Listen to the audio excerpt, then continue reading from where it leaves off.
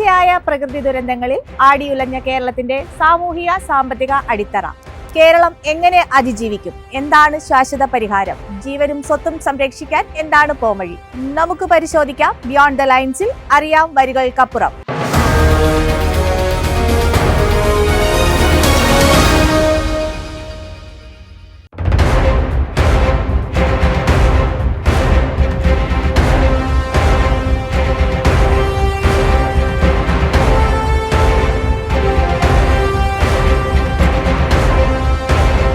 കഴിഞ്ഞ ഏതാനും വർഷങ്ങളായി കേരളം തുടർച്ചയായി പ്രകൃതി ദുരന്തങ്ങൾക്ക് സാക്ഷ്യം വഹിക്കുകയാണ്. ഈ ദുരന്തങ്ങൾ സംസ്ഥാനത്തിന്റെ സാമൂഹിക, സാംസ്കാരിക, സാമ്പത്തിക മേഖലയിൽ വലിയ ആഘാതങ്ങളാണ് സൃഷ്ടിച്ചിരിക്കുന്നത്.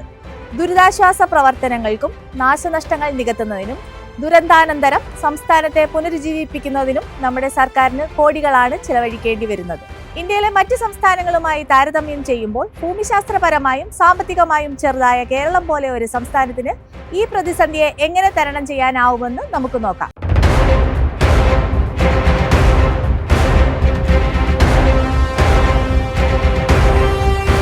കേരളത്തിൻ്റെ കാലാവസ്ഥ ഓൾറെഡി തന്നെ മാറിക്കഴിഞ്ഞിരിക്കുകയാണ്. നമ്മൾ ഒരു 10-20 വർഷത്തിന് മുമ്പ് കണ്ടുവരുന്ന കാലാവസ്ഥയുടെ കേരളത്തിൽ ഇപ്പോൾ അനുഭവിച്ചുകൊണ്ടിരിക്കുന്നത്. കാരണം മഴ കൂടുതലും അതിതീവ്രമായിട്ട് മഴയാണ്. ഉഷ്ണതരംഗങ്ങളും അതുപോലെ ഹീറ്റ് വേവ്സ്, ഈ പറഞ്ഞ പോലെ ഫോറസ്റ്റ് ഫയേഴ്സ്, ഇങ്ങനെയുള്ള പ്രശ്നങ്ങൾ കൂടുതൽ കൂറി വരുന്നു. അതുപോലെ തന്നെ അറബിക്കടലിൻ്റെ മാറ്റം എടുത്തു പറയേണ്ട ഒരു കാര്യമാണ്. അറബിക്കടലിൻ്റെ ചൂട് കൂടുന്നത് അതിതീവ്രമായിട്ട്, ദ്രുതഗതിയിൽ, റാപ്പിഡായിട്ട് അറബിക്കടൽ ചൂടാകുകയാണ്. അതുവഴി അതിൻ്റെ എക്കോസിസ്റ്റത്തിലുണ്ടാകുന്ന പ്രശ്നങ്ങൾ, ചുഴലിക്കാറ്റുകൾ കൂടുതലുണ്ടാകുന്നു. മൺസൂൺ വിൻഡ് വരുന്ന സമയത്ത് കോസ്റ്റൽ ഇറോഷനുമായിട്ട് ബന്ധപ്പെട്ട പ്രശ്നങ്ങൾ. അപ്പോൾ ഇത്തരത്തിൽ കേരളത്തിൻ്റെ കാലാവസ്ഥ ഓൾറെഡി തന്നെ, അല്ലെങ്കിൽ കേരളത്തിൻ്റെ കാലാവസ്ഥയുമായിട്ട് ബന്ധപ്പെട്ട് ഇപ്പം സമതല പ്രദേശത്ത് വന്നു കഴിഞ്ഞാൽ കുട്ടനാട്ടിൽ നിന്നും മറ്റും ആൾക്കാർ ഒഴിഞ്ഞു പോവുകയാണ്. കാരണം ഫ്ലഡഡ് വാട്ടർ കൂടുതലും വരുന്നത് ഈ മേഖലയിലാണ്. അപ്പോൾ ഇങ്ങനെ ഇത്തരത്തിൽ കേരളത്തിൻ്റെ ഭൗമശാസ്ത്രപരമായിട്ട് കേരളം ഒരു കാലാവസ്ഥാപരമായിട്ട് ഹൈലി വൾണറബിൾ ആയിട്ടുള്ള ഒരു സോണാണ്. അത് മനസ്സിലാക്കിക്കൊണ്ട് നമ്മൾ നമ്മുടെ പുതിയ നയരൂപീകരണ പ്രവർത്തനങ്ങളിലേക്ക് പോകണം എന്നുള്ളതാണ്. കാലാവസ്ഥാ വ്യതിയാനം കേരളത്തെ ഒരു ഡയറക്റ്റായിട്ടും ഇൻഡയറക്റ്റായിട്ടും കേരളത്തിൻ്റെ സാമ്പത്തിക മേഖലയെ, പ്രത്യേകിച്ചും കാർഷിക മേഖല, അതുപോലെ തന്നെ മൃഗസംരക്ഷണം, മത്സ്യബന്ധനം, ടൂറിസം, കാരണം ഇതുമായിട്ട് ബന്ധപ്പെട്ടാണ് നമ്മുടെ എക്കണോമിക് ആക്ടിവിറ്റി കൂടുതലും. ഒരു 50% സ്റ്റേറ്റിൻ്റെ GDP തന്നെ ഡിറ്റർമിൻ ചെയ്യുന്ന സെക്ടേഴ്സാണ്. അപ്പോൾ ഇതിനെ കാലാവസ്ഥാ വ്യതിയാനം വലിയ തോതിലാണ് ബാധിച്ചുകൊണ്ടിരിക്കുന്നത്. ഏറ്റവും പാടാണ്, കാരണം നമുക്ക് വണ്ടി ഓടിക്കാൻ പറ്റില്ല. കാരണം ഇപ്പോൾ ആദ്യ റോഡ്, അസാ റോഡ്, സ്റ്റേഡിയം ലിങ്ക് റോഡ്, അതൊക്കെ മുട്ടോളം വെള്ളമാണ്. പിന്നെ ബ്രേക്ക് കിട്ടില്ല. അപ്പോൾ ആ വെള്ളത്തിൽ വണ്ടി ഓടിക്കുമ്പോൾ ഷാർട്ടർ നമ്മളെങ്ങനെ 2000 രൂപയാണ് ഷാർട്ടറിന് നമ്മൾ കൊടുക്കേണ്ടത്. വണ്ടിയുടെ ടയറിൻ്റെ ഉള്ളിലേക്ക് ബ്രേക്ക് ഷൂവിലൊക്കെ വെള്ളം കയറിയിട്ട് പിന്നെ വണ്ടി മുമ്പോട്ട് പോകുമ്പോൾ ബ്രേക്ക് ജാമിങ്ങും അതുപോലെ തന്നെ ബ്രേക്ക് ഇല്ലാത്തൊരവസ്ഥയും വരാറുണ്ട്. വെള്ളം വന്നു കഴിഞ്ഞാൽ തന്നെ പൊതുവേ ഓട്ടം കുറവായിട്ട് വരും. നമ്മൾ ഈ ഡ്രെയിനേജിൻ്റെ കുറേ പ്രശ്നങ്ങളാണ്. നമ്മൾ ശരിക്കും മഴ പെയ്യുന്നതിന് മുന്നേ ചെയ്യേണ്ട കാര്യങ്ങൾ നമ്മൾ മഴ പെയ്തതിന് ശേഷമാണ് ചെയ്യാറ്. അതാണ് ഏറ്റവും വലിയ പ്രശ്നം അതിനകത്ത്. മഴ പെയ്താൽ നമുക്ക് കുഴികളും ഒന്നും കറക്റ്റായിട്ട് കാണാൻ പറ്റില്ല. നമുക്ക് മെയിനായി വരുന്ന പ്രശ്നം എന്ന് പറഞ്ഞാൽ ഈ വണ്ടികളെ ട്രാഫിക് ജാം തന്നെയാണ്. ഒരു വെള്ളപ്പൊക്കം ഉണ്ടാകുമ്പോൾ ജനങ്ങൾ ആദ്യം നേരിടേണ്ടി വരുന്ന വിപത്ത് ശുദ്ധജലക്ഷാമമാണ്. തുടർന്ന് പകർച്ചവ്യാധികളും കളം പിടിച്ചു തുടങ്ങുന്നു. തൽഫലമായി കേരളത്തിലെ ഭൂരിഭാഗം ആരോഗ്യ കേന്ദ്രങ്ങളും 100% ഒക്യുപ്പൻസി നിരക്കിലേക്ക് എത്തുന്നു. മഴക്കാലത്തിന് മുമ്പ് തന്നെ വെള്ളപ്പൊക്ക സാധ്യതകളുള്ള പ്രദേശങ്ങളെ തിരിച്ചറിയുകയും ആവശ്യമായ തയ്യാറെടുപ്പുകൾ സ്വീകരിക്കുകയുമാണ് ഇതിനുള്ള ഏക പ്രതിവിധി. ഒപ്പം മാലിന്യ നിർമ്മാർജ്ജന രീതികളെക്കുറിച്ച് ജനങ്ങളെ കൃത്യമായി ബോധവൽക്കരിക്കുകയും വേണം. ഇപ്പോൾ ഈ വർഷം ഏറ്റവും കൂടുതൽ ഉണ്ടായത് മഞ്ഞപ്പിത്തമാണ്. അത് വെള്ളത്തിൽ കൂടി വരുന്ന അസുഖമാണ്.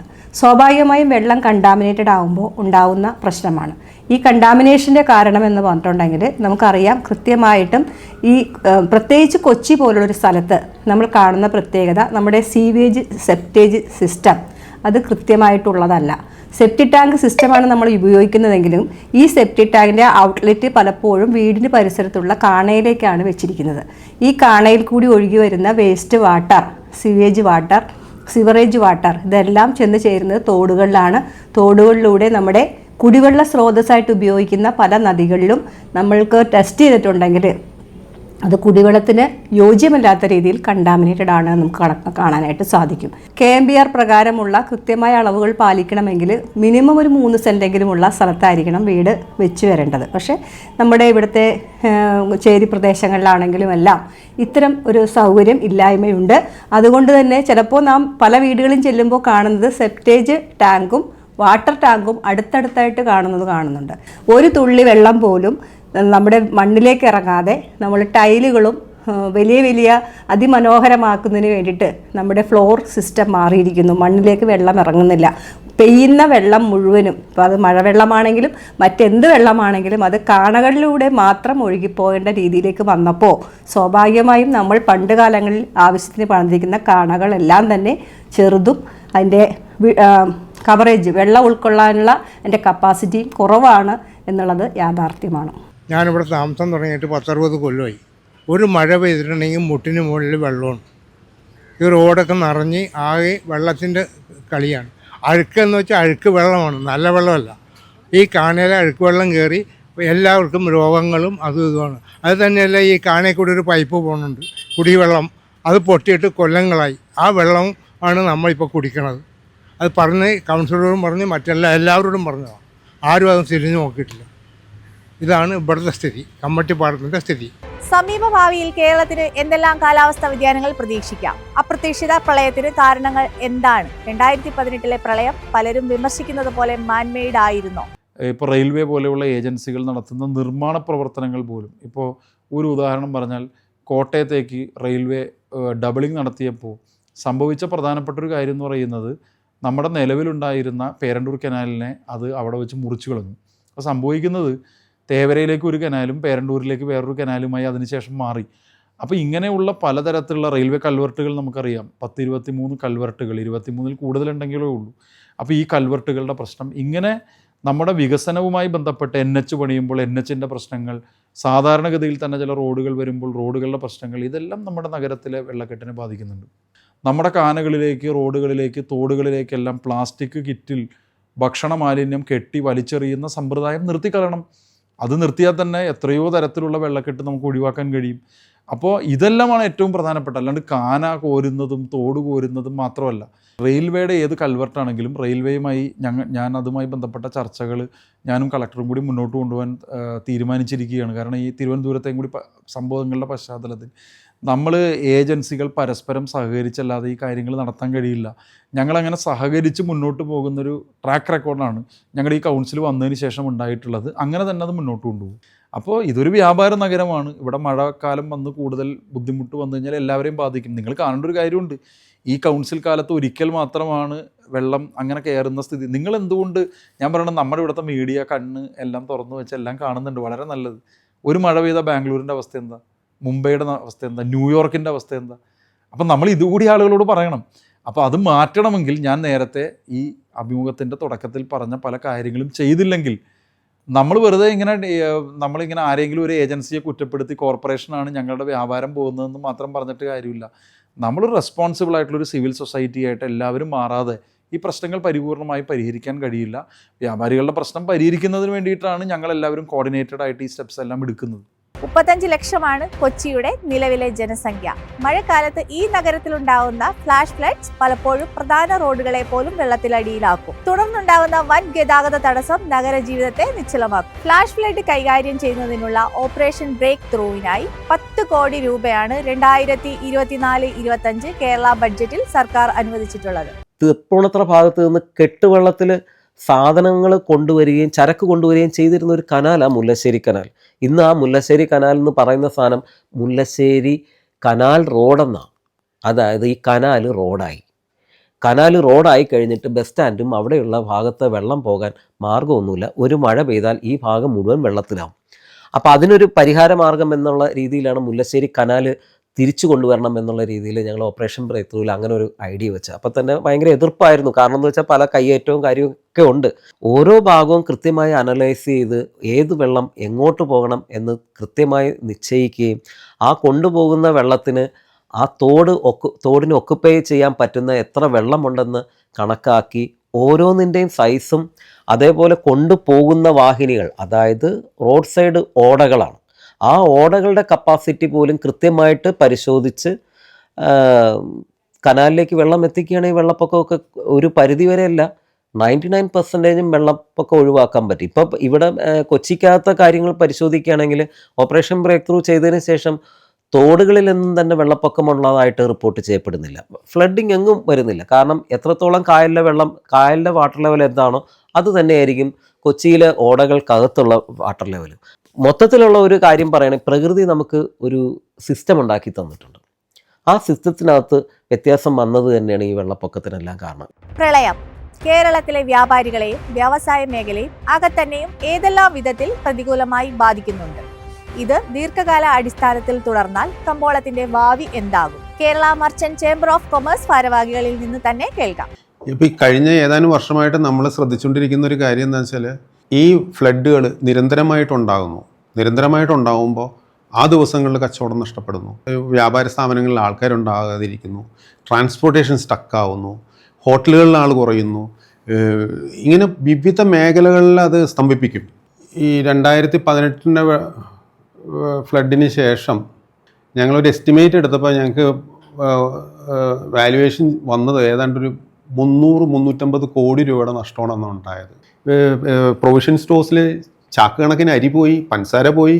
അതുപോലെ തന്നെ ബാക്കിയുള്ള കടക്കാർ, പ്രൊവിഷൻ സ്റ്റോഴ്സ് അല്ലാതെയുള്ള സ്റ്റേഷനറി കടക്കാർ, ഹാർഡ്വെയർ കടക്കാർക്കാണ് ഏറ്റവും കൂടുതൽ. കാര്യം അയണിൻ്റെ പ്രോഡക്റ്റ്സ് ഒക്കെ വെള്ളം കയറി കഴിഞ്ഞാൽ ഒന്നും ചെയ്യാൻ പറ്റില്ല, അത് സ്ക്രാപ്പിൽ പോകാനേ പറ്റുള്ളൂ. കഴിഞ്ഞ കുറച്ച് കാലമായിട്ടുള്ള ഒബ്സർവേഷനിൽ ഈ ജൂൺ, ജൂലൈ, ഓഗസ്റ്റിൽ പെയ്യുന്ന വാട്ടറിൻ്റെ കണ്ടൻറ്റിൻ്റെ ഡബിളാണ് ഒക്ടോബർ മാസത്തിൽ വരുന്നത്. ഒക്ടോബർ മാസത്തിൽ ഓൾമോസ്റ്റ് ഫ്ലാഷ് ഫ്ലഡ് എന്ന് പറയുന്ന ഒരു രീതിയിലാണ് വരുന്നത്. രാത്രി പെയ്താൽ പിറ്റേ ദിവസം കാലത്ത് മുഴുവൻ വെള്ളമായിരിക്കും ഇവിടെ.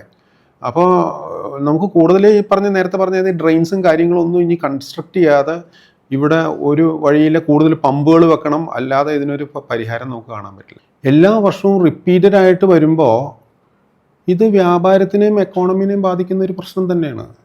ഇത് അധികാരികൾ ഇത് ഉടനെ തന്നെ അഡ്രസ്സ് ചെയ്യേണ്ട ഒരു കാര്യമാണ്. പക്ഷേ ഇപ്പോൾ ഇവിടെ പല ഇതിലും അങ്ങനത്തെ ഒരു കാര്യം ചർച്ച പോലും നടക്കുന്നില്ല എന്നുള്ളതാണ് സത്യം.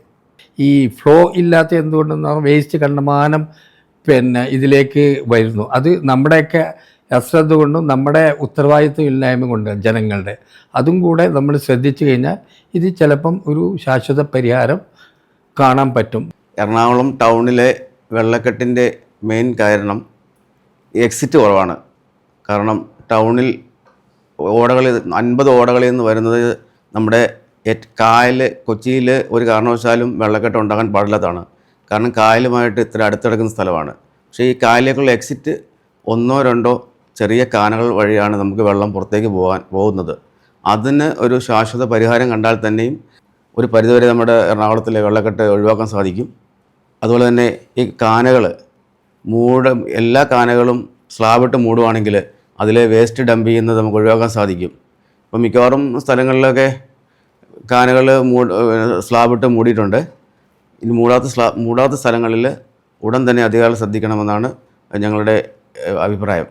അതാണ് ഞാൻ പറഞ്ഞത്. ഈ എപ്പോഴും നമുക്ക് എക്കണോമീനെ നോക്കി വേണം ഈ ഒരു ഗവൺമെൻറ് വർക്ക് ചെയ്യാൻ. അതുപോലെ തന്നെ ആ ഗവൺമെൻറ്റിൻ്റെ ഇൻകമാണല്ലോ, ഞങ്ങൾ ടാക്സ് പിരിച്ച് കൊടുക്കുന്നതാണല്ലോ. 4 ദിവസം ഇവിടെ കച്ചവടം ഇല്ലെങ്കിൽ ടാക്സ് ഉണ്ടാകില്ലല്ലോ. നമ്മുടെ ജീവിതത്തിൽ അപ്രതീക്ഷിതമായി ഉണ്ടാകുന്ന സാമ്പത്തിക നഷ്ടങ്ങൾക്ക് ഒരു കൈത്താങ്ങാണ് ഇൻഷുറൻസ് പോളിസികൾ. അതുകൊണ്ട് തന്നെ ഒരായുസിന്റെ മുഴുവൻ അധ്വാനം കൊണ്ട് വാങ്ങിയ വാഹനങ്ങൾക്കും ഭവനങ്ങൾക്കും പ്രകൃതി ദുരന്തങ്ങളിൽ കേടുപാടുകൾ സംഭവിക്കുകയോ പൂർണ്ണമായി നഷ്ടപ്പെടുകയോ ചെയ്യുന്ന സാഹചര്യങ്ങളിൽ ഇൻഷുറൻസ് പരിരക്ഷകൾ നിസ്സഹായരായ മനുഷ്യർക്ക് വലിയ ആശ്വാസമായി മാറും. നാച്ചുറൽ കലാമിറ്റീസ് നമ്മുടെ നാട്ടിൽ ഇപ്പോൾ സ്ഥിരമായിട്ട് വന്നുകൊണ്ടിരിക്കുകയാണ്. പ്രളയമായാലും ഈ ഉരുൾപൊട്ടലായാലും കടൽകയറ്റമായാലും എല്ലാം നമ്മൾ ഫേസ് ചെയ്യുന്നതാണ്. അപ്പോൾ നമ്മളൊരു വെൽത്ത് പ്രൊട്ടക്ഷൻ എന്ന രീതിയിൽ, ഒരു വെൽത്ത് പ്രൊട്ടക്ഷൻ പ്ലാൻ എന്ന രീതിയിൽ വേണം ഹോം ഇൻഷുറൻസിനെ നോക്കി കാണേണ്ടത്. വളരെ ചെറിയൊരു പ്രീമിയത്തിൽ വലിയൊരു കവറേജാണ് കിട്ടുന്നത്. ഈ ഹോം ഇൻഷുറൻസിന് കമ്പാരിറ്റീവ്ലി മറ്റു ഇൻഷുറൻസുകളായിട്ട് നോക്കുമ്പോൾ വളരെ ചെറിയൊരു പ്രീമിയം വരുന്നത് 1000 രൂപയിൽ താഴെ വരത്തക്ക രീതിയിൽ ഒരു പ്രീമിയം നമുക്ക് അതിൻ്റെ അകത്ത് വരുന്നുള്ളൂ. അത് നമ്മൾ ഓരോ വർഷവും ചെയ്ത് കഴിഞ്ഞാൽ നമ്മുടെ വീട്, നമ്മൾ ഇത്രയും നാൾ കഷ്ടപ്പെട്ട് ഉണ്ടാക്കിയെടുത്തിട്ടുള്ള വീടിനെ നമുക്ക് പ്രൊട്ടക്ട് ചെയ്യാൻ വേണ്ടി പറ്റും. നമ്മുടെ വാഹനം വീട്ടുമുറ്റത്തോ അല്ലെങ്കിൽ റോഡ് സൈഡിലോ പാർക്ക് ചെയ്തിരിക്കുകയാണ്. അപ്പോഴാണ് പ്രളയം വരുന്നതും നമ്മുടെ വാഹനം വെള്ളത്തിൽ മുങ്ങിപ്പോകുന്നതും നമ്മുടെ വാഹനത്തിൽ വെള്ളം കയറുന്നതും ഒക്കെ. അപ്പോൾ ഇതൊരു നാച്ചുറൽ കലാമിറ്റി ആയതുകൊണ്ട് തന്നെ നമുക്ക് ഇൻഷുറൻസ് ഇവിടെ ക്ലെയിം ചെയ്യാൻ വേണ്ടി കഴിയും. ഇവിടെ കോംപ്രഹെൻസീവ് ഇൻഷുറൻസ് ആയാലും പാക്കേജ് ഇൻഷുറൻസ് ആയാലും നമുക്ക് ബെനിഫിറ്റ് കിട്ടും. കോംപ്രഹെൻസീവ് ഇൻഷുറൻസ് ആകുമ്പോൾ നമ്മൾ അഡീഷണൽ പ്രീമിയം ഒക്കെ പേ ചെയ്തിട്ട് ആഡ് ഓൺ കവറുകൾ എടുക്കുകയാണ് ചെയ്യുന്നത്. നമുക്കിവിടെ ഓപ്ഷൻ ചൂസ് ചെയ്യുന്നത് നമ്മുടെ ഇഷ്ടത്തിനാണ്. അപ്പോൾ ഒരു എൻജിൻ പ്രൊട്ടക്ഷൻ ഒക്കെ എടുത്തു കഴിഞ്ഞാൽ നമുക്ക് വണ്ടിയെ കൂടുതൽ പ്രൊട്ടക്റ്റ് ആക്കി വെക്കാൻ വേണ്ടി പറ്റും. അതുപോലെ ഒരു റോഡ് സൈഡിൽ വെള്ളം കെട്ടിക്കിടക്കുകയാണ്, അല്ലെങ്കിൽ ആ റോഡിലൂടെ വാഹനവുമായി പോകാൻ കഴിയാത്ത ഒരു സാഹചര്യമാണ്. അങ്ങനെ നമുക്ക് ഗവൺമെന്റിന്റെ സൈഡിൽ നിന്ന് മുന്നറിയിപ്പൊക്കെ കിട്ടി. അത് അവഗണിച്ചിട്ട് നമ്മൾ ആ വാഹനം അവിടെ കൂടി ഓടിച്ചുകൊണ്ട് അപകടം സംഭവിച്ചു കഴിഞ്ഞാൽ ഇൻഷുറൻസ് പാക്കേജ് പോളിസി ആയാലും കിട്ടാനുള്ള സാധ്യത വളരെ കുറവായിരിക്കും. കടലിനെ ആശ്രയിച്ച് ജീവിക്കുന്ന മത്സ്യത്തൊഴിലാളികൾക്കും മഴക്കാലം എന്നും ദുരിതാനുഭവങ്ങളാണ് സമ്മാനിക്കാറുള്ളത്. കാലാകാലങ്ങളായി ഇവർ നേരിടുന്ന പ്രശ്നങ്ങൾക്ക് ഒരു ശാശ്വത പരിഹാരം എന്താണ്? മഴക്കാലത്ത് മത്സ്യബന്ധനത്തിന് പോകാൻ സാധിക്കാത്ത തൊഴിലാളികളുടെ അതിജീവനത്തിന് സർക്കാർ പിന്തുണ ലഭിക്കുന്നുണ്ടോ? മാറി മാറി വരുന്ന സർക്കാരുകൾ അവർക്ക് അനുവദിച്ചിട്ടുള്ള ആനുകൂല്യങ്ങൾ യഥാക്രമം ലഭിക്കുന്നുണ്ടോ? കടലിന്റെ മക്കളിൽ നിന്ന് തന്നെ അറിയാം. എനിക്ക് 62 വയസ്സായി. ഈ 62 വയസ്സിനിടയിൽ ഞാൻ കണ്ടുകൊണ്ടിരിക്കുന്നത് ഈ കടലുകൾ കയറി വീടുകളിൽ ഉള്ളിൽ കൂടി കയറി വെള്ളം ഒഴുകി പോണതും ഞങ്ങൾ പിന്നെ കഞ്ഞി വെക്കാനും ഒന്നും പറ്റാത്തൊരവസ്ഥയിലാണ് അങ്ങനെ. അപ്പോൾ നമുക്ക് ഇവിടെ ഒരു പുലിമുട്ട് കിട്ടി, ഇവിടെ ഒരു ഹാർബറിൻ്റെ പ്ലാൻ പറഞ്ഞായിരുന്നു, പക്ഷേ ഇതൊന്നും ഞങ്ങൾ കണ്ടില്ല. മോശം കാലാവസ്ഥയിൽ മുന്നോട്ട് പോയിക്കൊണ്ടിരിക്കുകയാണ്. അപ്പോൾ സർക്കാരിൻ്റെ ഭാഗത്ത് അടിയന്തരമായൊരു ഇവിടുത്തെ ആളുകളെ സംരക്ഷിക്കുന്ന രീതിയിലുള്ള ഒരു കാര്യം ഉണ്ടാകണമെന്നാണ് എനിക്ക് പറയാനുള്ളത്. പിന്നെ കടൽ ഭിത്തി കടലിനുള്ളിലോട്ടുള്ള പുലിമുട്ട് കെട്ടിക്കഴിഞ്ഞാൽ ഞങ്ങൾക്ക് കുറച്ച് ആശ്വാസം കിട്ടും. മത്സ്യത്തൊഴിലാളികൾ ഒരു പ്രളയം വന്നപ്പോഴും മത്സ്യത്തൊഴിലാളികൾ ഉണ്ടായുള്ളൂ, പക്ഷേ അവരെയൊന്നും ഇപ്പോൾ ഗവൺമെൻറ് കൂട്ടണേ ഇല്ല. റേഷനാണെങ്കിൽ ഇപ്പം നമുക്ക് റേഷനും കൂടില്ല. ഇപ്പം ഇന്ന് റേഷൻ കടയിൽ പോയിട്ട് റേഷൻ ഇല്ല, റേഷൻ തീർന്നു എന്ന് പറഞ്ഞാണ് നമ്മൾ വിട്ടത്. അത് എല്ലാവരുടെയും കൂടി, എല്ലാ കടൽ തൊഴിലാളി മത്സ്യത്തൊഴിലാളികളുടെയും കൂടി ഒരു അപേക്ഷയെന്ന് കണക്കാക്കി ഇതിനൊരു മുൻകരുതലെടുത്ത് തന്നെ ഒന്ന് ഞാൻ ഈ ഗവൺമെൻറ്റിനോട് അപേക്ഷിക്കുകയാണ്. അപ്പോൾ ഇതിനകത്ത് ഗവൺമെൻറ് നല്ലൊരു തീരുമാനം എടുക്കണമെന്നാണ് എനിക്കും പറയാനായിട്ടുള്ളത്.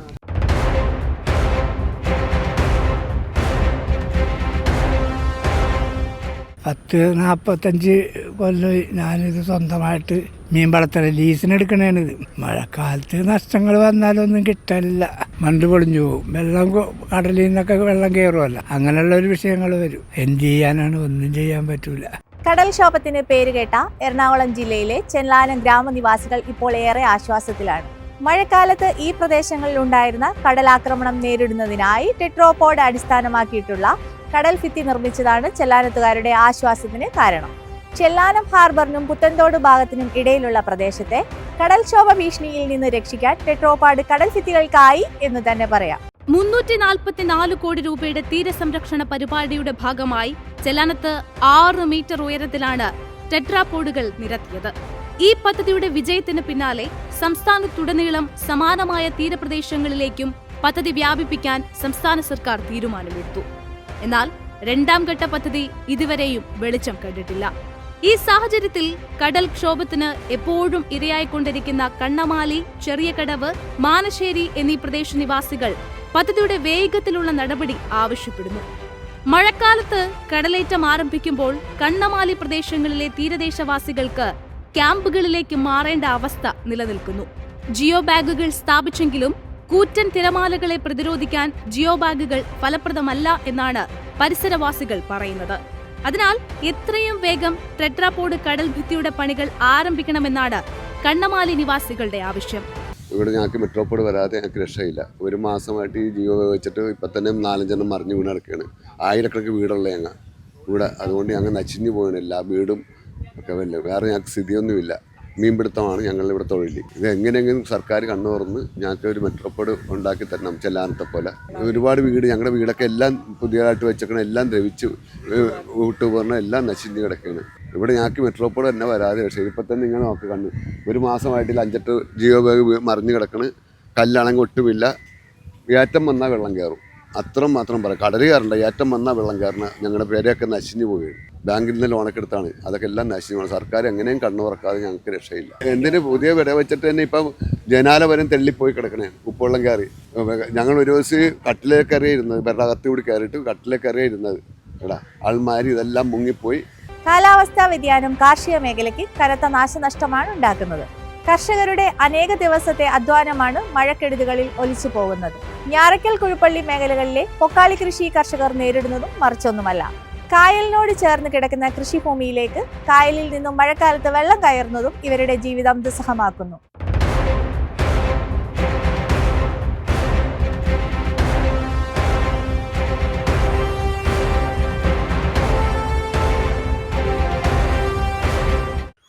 ഞങ്ങൾക്ക് ഏറ്റവും കൂടുതൽ ദുരിതം അനുഭവിക്കുന്ന എന്താണെന്ന് പറഞ്ഞാൽ ഈ പൊക്കാളി കൃഷി സമയത്ത് വീരമ്പുഴയിൽ നിന്നുള്ള വെള്ളം കയറി ഞങ്ങളുടെ ബണ്ടുകൾ നശിഞ്ഞു പോകുന്ന ഒരു രീതിയാണുള്ളത്.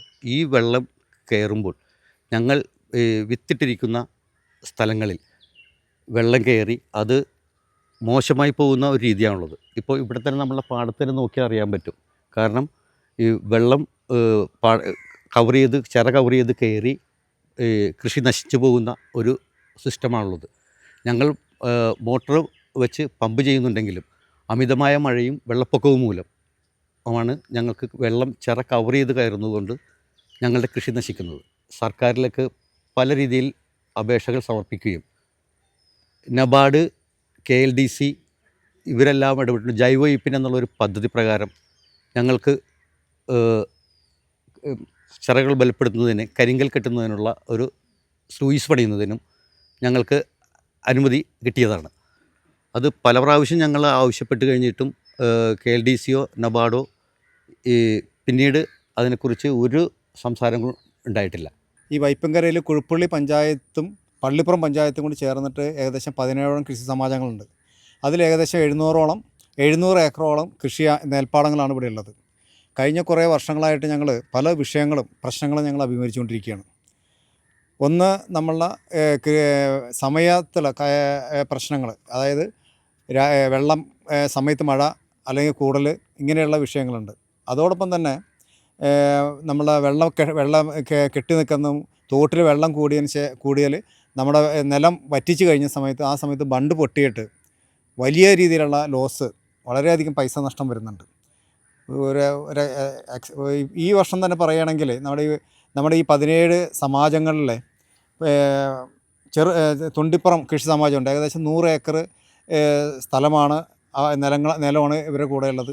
ഈ സമയം വരെ അവർ ഏകദേശം ഒരു 7 ലക്ഷത്തോളം രൂപ ചിലവാക്കി കഴിഞ്ഞു.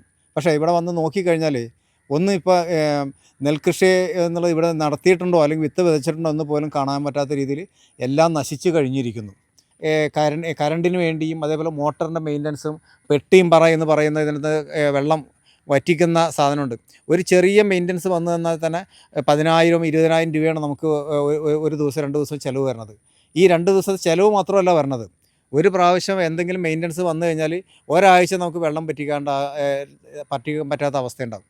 അങ്ങനെ വരുന്ന സമയത്ത് വെള്ളം കൂടുതൽ വന്നു കഴിഞ്ഞാൽ സ്വാഭാവികമായിട്ടും കൃഷി നശിച്ചിരിക്കും. അപ്പോൾ ഇങ്ങനെയുള്ള ധാരാളം പ്രശ്നങ്ങൾ ഞങ്ങൾ അഭിമുഖീകരിക്കുന്നുണ്ട്.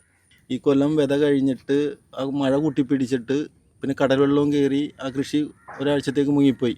ആ മുങ്ങിപ്പോയതിൻ്റെ ഫലമായിട്ടാണ് ഇപ്പോൾ വെള്ളം അടിച്ച് പറ്റിക്കാൻ പറ്റിയില്ല. കുറേശ്ശെ വെള്ളം അടിച്ച് പറ്റിക്കാൻ പറ്റുള്ളൂ. അങ്ങനെയാണ് ഞാറ് നമ്മളെ മോശമായി പോയത്. പിന്നെ ഈ കൊല്ലം കടലിൽ നിന്ന് വെള്ളം കയറ്റമുണ്ടായിരുന്നു. കടൽ കയറി വെള്ളം കുറേ കയറി അങ്ങനെയാണ് പാടം മുങ്ങിപ്പോയത്. അങ്ങനെ മുങ്ങിപ്പോയപ്പോൾ മോട്ടർ അടിച്ച് 3-4 ദിവസം നിലം തൊടാണ്ട് മോട്ടർ അടിച്ചുകൊണ്ടിരിക്കുമ്പോൾ പെട്ടെന്ന് മോട്ടറും കത്തിപ്പോയി. ഫീസപ്പോൾ പോയി ഫ്രീസ് പോയത് അറിഞ്ഞില്ല. അങ്ങനെ മോട്ടറും കത്തി ഒരു 10,000-60,000 രൂപ ചിലവ് ഉണ്ടാവും. എന്ന് വെച്ചാൽ കയറ്റി ഇറക്ക് കടയിൽ തന്നെ 10,000-40,000 രൂപ ആയിട്ടുണ്ട്. ഈ പെരുമ്പാവൂർ കൊണ്ടുപോയി ഓട്ടോ കാശ് ടെമ്പോനെയാണ് കൊണ്ടുപോണത്. അതൊരു 10-12 പേരെങ്കിലും വേണം ആ മോട്ടർ കയറ്റാൻ. അത് പൊക്കിയല്ല, ഉരുട്ടിയാണ് കൊണ്ട് കയറ്റുന്നത് മോട്ടർ. അങ്ങനെ അങ്ങോട്ട് ചാർജ് ഇങ്ങോട്ട് ചാർജ് പിന്നെ ഇവിടെ കൊണ്ടുവന്ന് സെറ്റ് ചെയ്യണ കാശ്, അങ്ങനെ കൂടി ഒരു 60,000 രൂപ കൂടുതലായിട്ടുണ്ടാവും. ദുരന്ത നിവാരണത്തിന് ഇനിയും എന്തൊക്കെ സംവിധാനങ്ങളാണ് ആവിഷ്കരിക്കേണ്ടത്? രക്ഷാപ്രവർത്തനങ്ങൾ കൈകാര്യം ചെയ്യുന്നതിനായി ദുരന്ത നിവാരണ സംഘങ്ങളെ പ്രാപ്തരാക്കുന്ന പരിശീലനങ്ങളും ഉപകരണങ്ങളും നിലവിലുണ്ടോ? എന്തുകൊണ്ടായിരിക്കാം മറ്റു രാജ്യങ്ങളിലെ ദുരന്ത നിവാരണ മാതൃകകൾ കേരളത്തിൽ ഫലപ്രദമായി അനുകരിക്കാൻ സാധിക്കാത്തത്? വലിയ ജലസംഭരണികളും ഡൈക്കുകളും ഉപയോഗിച്ചുള്ള വെള്ളപ്പൊക്ക നിയന്ത്രണ രീതിയാണ് നെതർലൻഡ്സ് പിന്തുടരുന്നത്. ദുരന്തങ്ങളെ നേരിടാനായി ജപ്പാൻ ശക്തമായ മുന്നറിയിപ്പ് സംവിധാനങ്ങളും ദുരന്ത നിവാരണ പദ്ധതികളും നടപ്പാക്കി വരുന്നു. ലോകത്തിലെ ഏറ്റവും വലിയ വെള്ളപ്പൊക്ക പ്രതിരോധ ഇൻഫ്രാസ്ട്രക്ചറാണ് ജപ്പാന്റേത്. മറ്റൊരു വിഷയവുമായി ബിയോണ്ട് ദ ലൈൻസിൽ വീണ്ടും കാണാം.